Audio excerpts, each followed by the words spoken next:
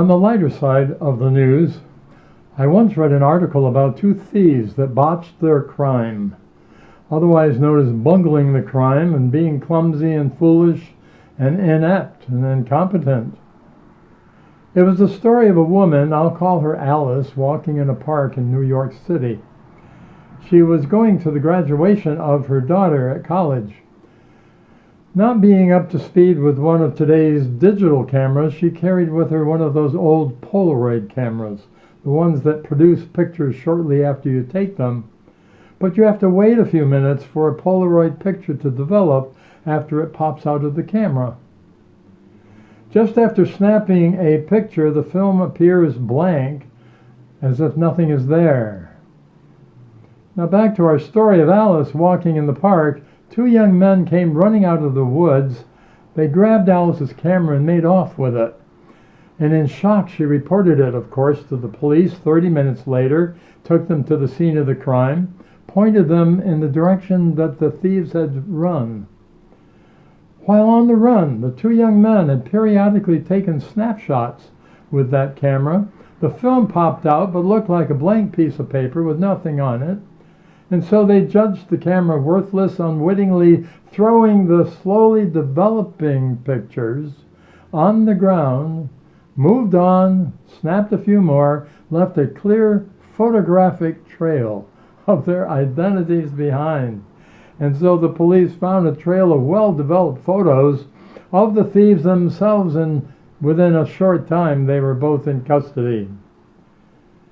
In their hurry, in their worry, and in haste of fear of being caught, the two thieves looked at the film, saw nothing, did not know that they needed to wait for something to develop.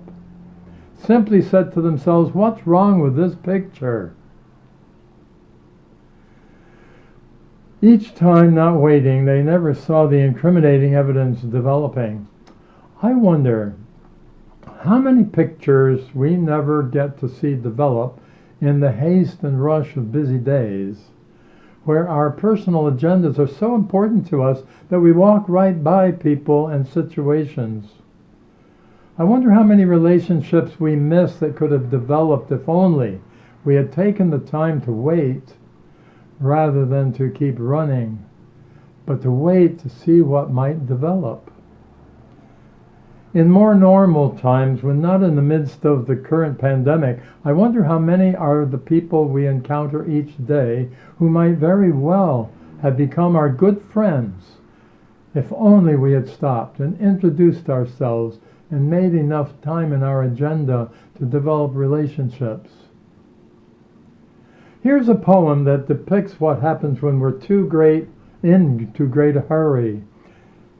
It is a poem named Slow Dance, written by, David Weatherfield. Perhaps you've heard it before. Here's a chance to hear it again at a more deeper level. Have you ever watched kids on a merry-go-round or listened to the rain slapping the ground? Have you ever followed a butterfly's erratic flight or gazed at the sunset into the night? You better slow down. Don't dance so fast. Time is short and the music won't last.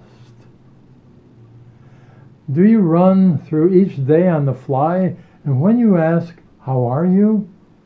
do you hear the reply? Do you lie in your bed with the next 100 chores running through your head? You'd better slow down. Don't dance so fast. Time is short. The music won't last. Ever told your child, "We'll do it tomorrow," and in your haste miss seeing his or her sorrow? Ever lost touch and let a good friendship die because you never had time to call and say hi? You'd better slow down. Don't dance so fast. Time is short and the music won't last. When you run so fast to get somewhere, you miss half the fun of getting there. When you worry and hurry through your day, it is like an unopened gift that's been thrown away. Life is not a race. Do take it slower. Hear the music. before the song is over. Unquote. The book of Acts, in chapter 1, tells of an instance where Jesus commanded his disciples to stop and wait when they wanted to get up and go. They had recently seen the risen Christ in the days following his crucifixion, and they apparently thought they were ready to launch out into the world with the good news that they had witnessed. But right at that moment, Jesus came to them and said, "Wait. Stay here in Jerusalem to see what God is going to do next, what is going to be developing." Right at the point where they were clamping at the bit and ready to go out from Jerusalem to conquer the world, Jesus didn't say, "Go ahead by yourselves and do this." Rather, he charged them to wait for something more to be added, to be developed in their lives, namely the presence of God's Holy Spirit that was soon to fill them with an inspiration and a courage they would need in order to attempt the tasks of discipleship that lay ahead.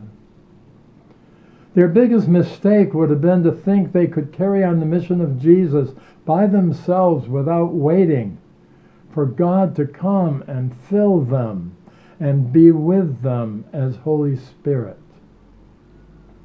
Their biggest mistake and our biggest mistake is when we make that mistake.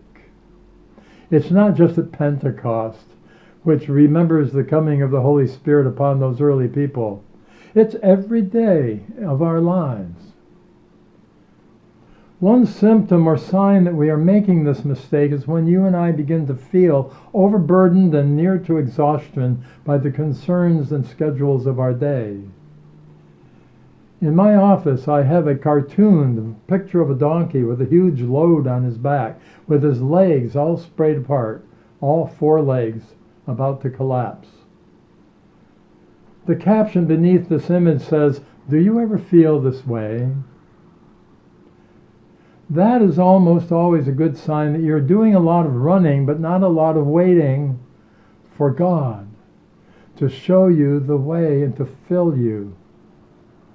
When God calls you to do something, God also equips you for doing it.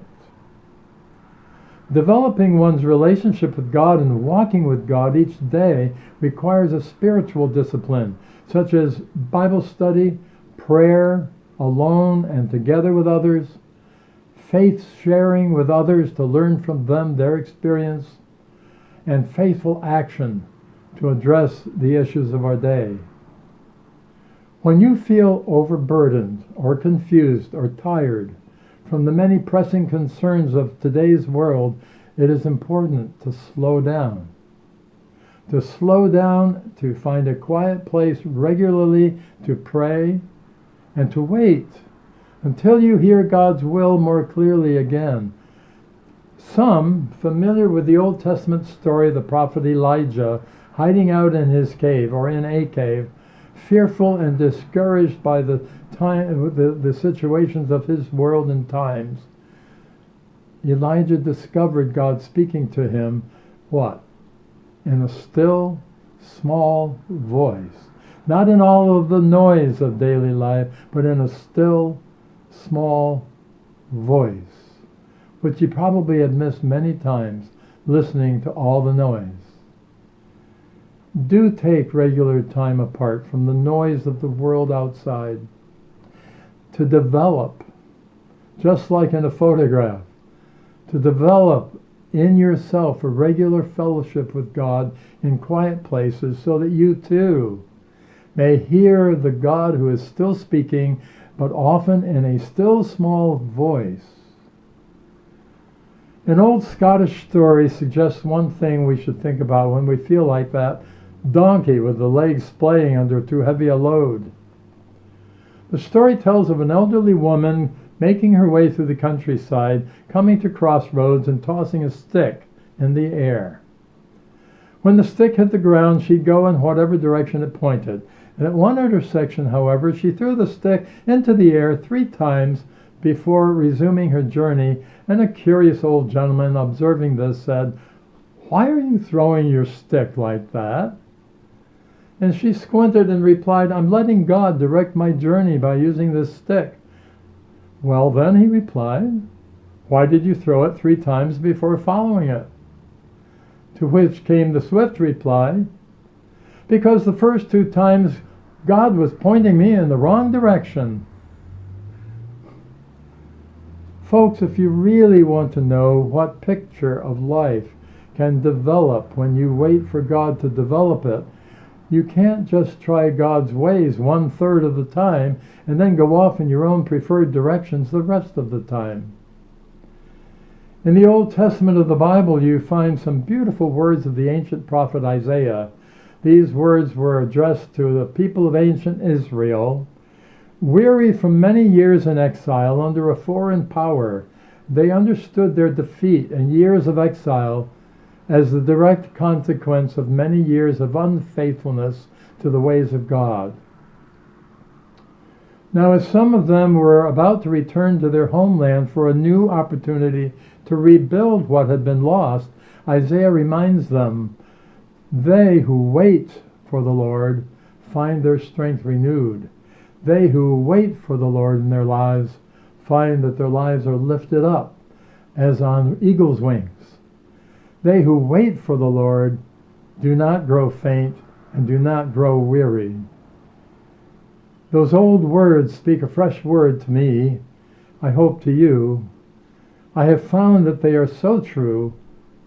Wait and work on developing a better and closer relationship with God every day, and renew your best intention and promise to follow Christ's teachings every day, and pray for the Holy Spirit to strengthen your resolves to do that, to apply the teachings to everyday concerns, and you will, in your waiting and careful listening, be amazed at the wonderful picture of life that God is and can develop in you, is developing in you, and a picture infinitely better than what any Polaroid camera could ever do.